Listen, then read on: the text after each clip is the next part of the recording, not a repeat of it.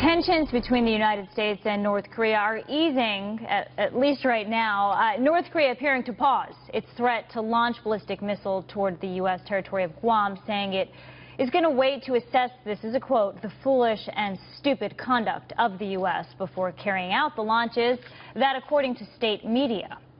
The South Korean president saying Seoul would seek to prevent war by all means.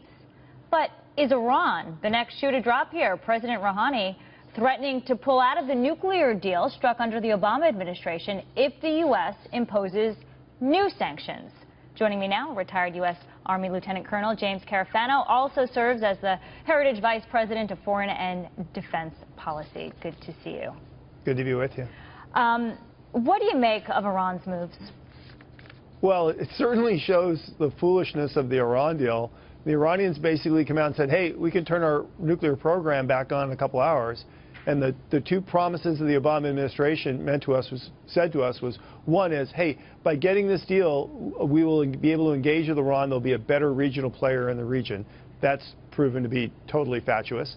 And the other was, we have cut off their path to a nuclear weapon. And here the Iranians claim we can get back on that path in a couple hours. And so if you think of the billions of dollars that we gave these guys and what we have to show for it, pretty pathetic. Do you think President Rouhani is trying to do something else here? Is he maneuvering to execute another plan?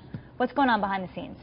Well, I think what's going on here is the United States is working to make it look like the deal is failing and it's Iran's fault. And what Iran's trying to do is make it look like the deal is failing and it's our fault.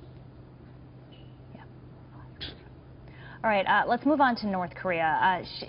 The question is, should the U.S. outright stop the North Korean nuclear plan? And if that's the answer, how do you do that? Or should we just try to contain it? What's the right path forward?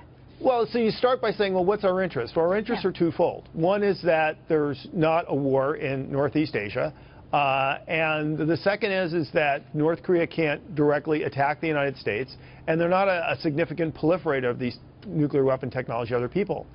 All those goals can be accomplished without either starting World War III or changing the regime. And the answer is, if you can meet our interests without doing things which are incredibly difficult and have all kinds of unintended consequences, aren't you going to do the thing that you know will work and won't cause you a lot of problems? Yeah, do you see regime change at all being a possibility? And John Bolton said earlier, what if there's a push to reunite the Korean Peninsula?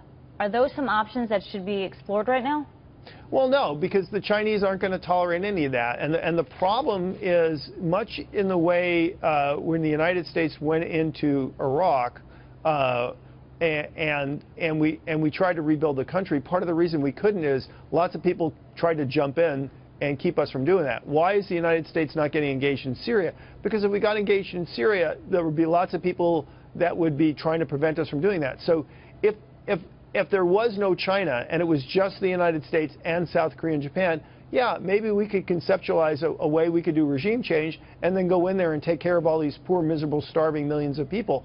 But the reality is China's never going to let us do that and get away with it, because China is more concerned about its ability to control Northeast Asia and what's on its border than it is about the peace and security of other countries.